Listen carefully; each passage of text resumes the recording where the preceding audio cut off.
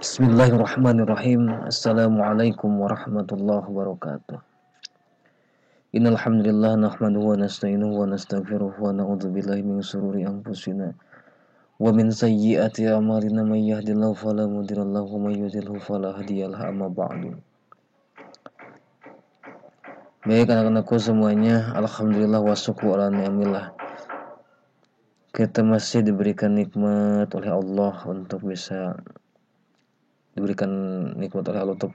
masih bisa dipertemukan walaupun dalam pembelajaran online ini ya.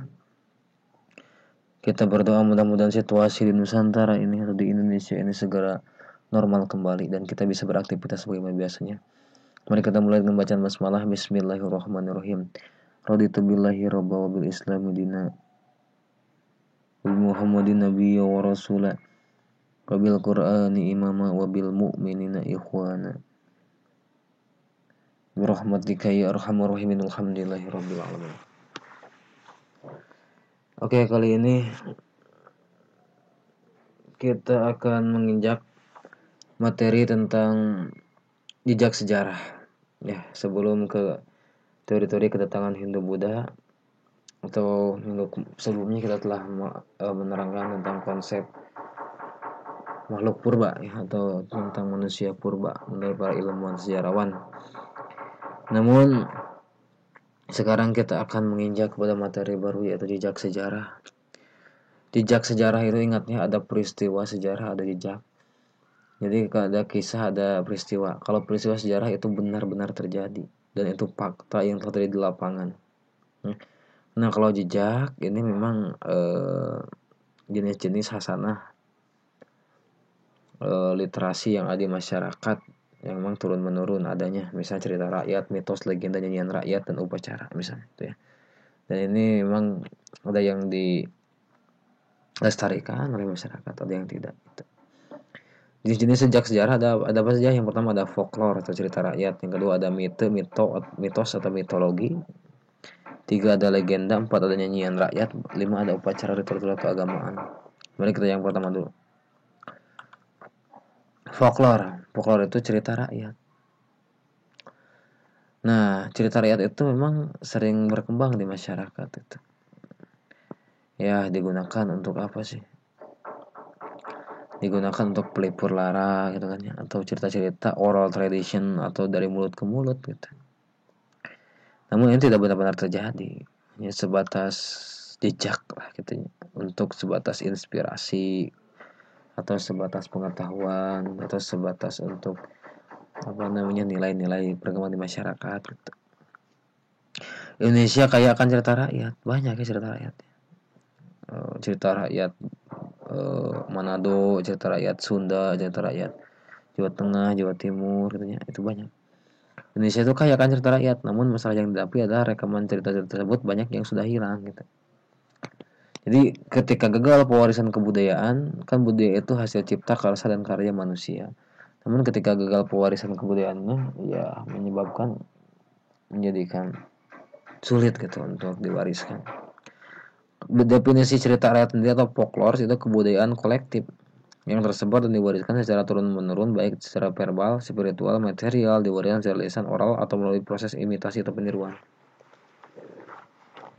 Jadi kalau pewarisan secara oral tradition atau disebut juga dari mulut ke mulut, nah itu bisa juga, itu salah satu definisi ya, itu bukan bisa sih, itu salah satu definisi dari cerita rakyat ya, diwariskan secara lisan atau melalui proses imitasi atau peniruan, ditiru hal-hal yang budaya terjadi di masyarakat.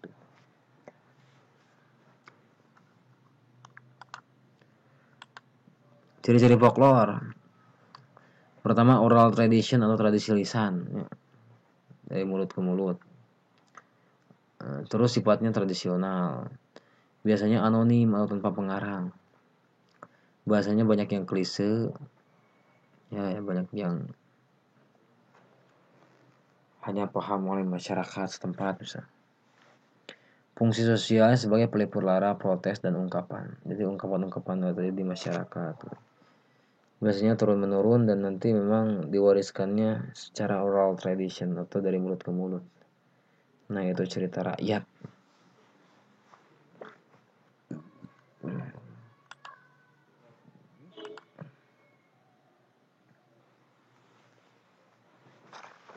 Jenis folklore ini ada folklore lisan, misalnya bahasa rakyat, ungkapan, pertanyaan tradisional, puisi, cerita prosa rakyat. Nah, ini folklore lisan. Ada juga folklore sebagian lisan. Ini misalnya keperluan rakyat adalah hal yang membawa balai dan keuntungan. Banyak kan dari masyarakat. Misalnya mau melaksanakan nikahan harus hari apa? Wage pons. Nah, wage pon itu apa katanya? Nah, itu kepercayaan. Kamu habis dari mana bisa melewati pohon besar? Nah, kalau dalam Islam jangan seperti itu ya. Itu hal-hal yang membuat nanti naudzubillah bisi musyrik gitu ya. Maka jangan harus dijaga lisan kita. Maka semuanya hakikatnya dari Allah. Namun kita syariat kita melaksanakan dunia ini. Doa, syariat, hakikat gitu. Ikhtiar, doa dan tawakal itu. Nah, yang ketiga jenis-jenis folklore ada bukan lisan nih. Tadi kan ada lisan, ada sebagian lisan, ada bukan lisan. Kalau bukan lisan berarti yang pertama ada yang berbentuk, berarti material berbentuk. Contoh seni, bangunan kita terlihat sekarang. Ada handicraft atau kerajinan handicraft ya. Pakaian, makanan, minuman, dan perhiasan. Kalau non material contohnya bunyi isyarat, kentongan, musik rakyat dan gamelan. Gitu. Mitos, mitologi Yunani India. Nah, yang kedua tadi kan folklore yang pertama ya. Folklore itu cerita rakyat.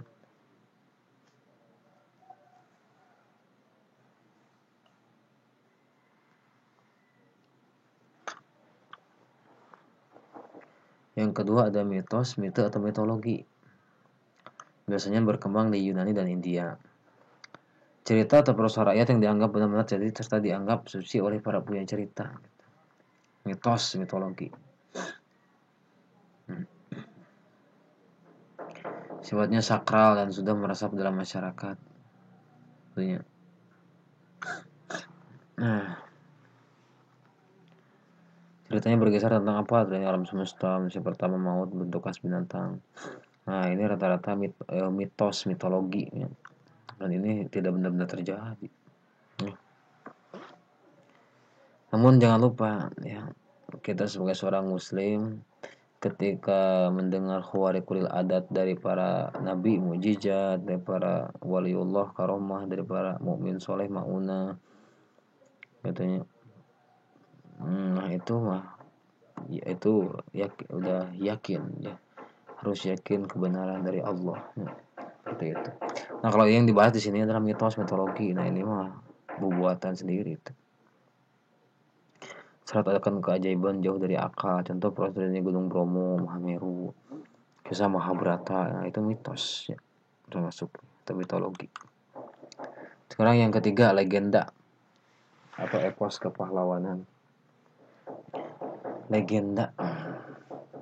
Contoh ada legenda perseorangan, legenda alam gaib, legenda keagamaan, legenda setempat, identik dengan cerita kepahlawanan epik. Cerita tentang asal-usul daerah, satu landmark atau simbol-simbol daerah.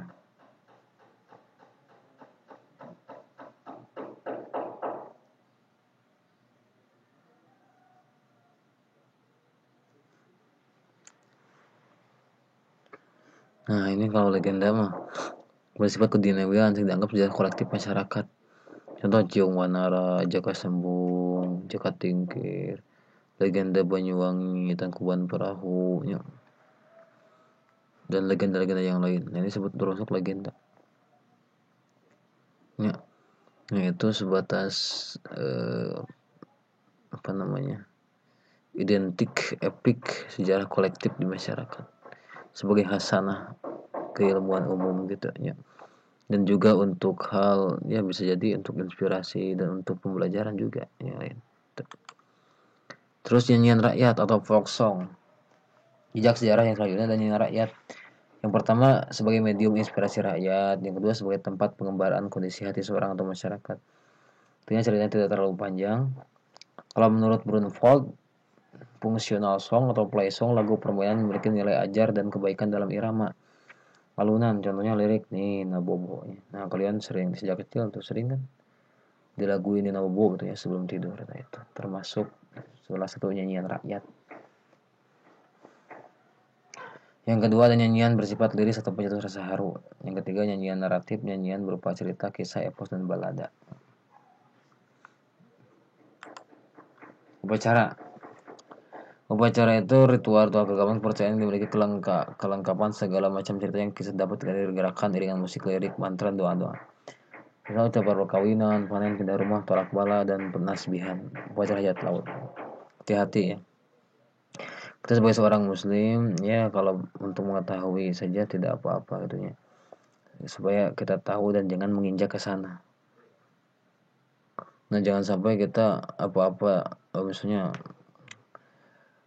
dibilang mana ini akan ini gitu ya. Tetap jangan ya. Kita harus nantiasa berpegang teguh pada Allah Subhanahu wa taala yang membolak-balik hati manusia. Nah, namun kita di dunia ini hanya bersyariat gitu ya. Nah, kalau misalnya dipercaya, naudzubillah nanti yang misalnya ada tentang upacara apa bakal apa gitu, jangan. Nah, ini. Jadi kesimpulannya sekarang kita membahas tentang jejak sejarah. Yang pertama ada apa saja tadi? Ada folklore atau cerita rakyat. Yang kedua ada mitos, mitologi. Yang ketiga ada legenda. Yang keempat ada apa?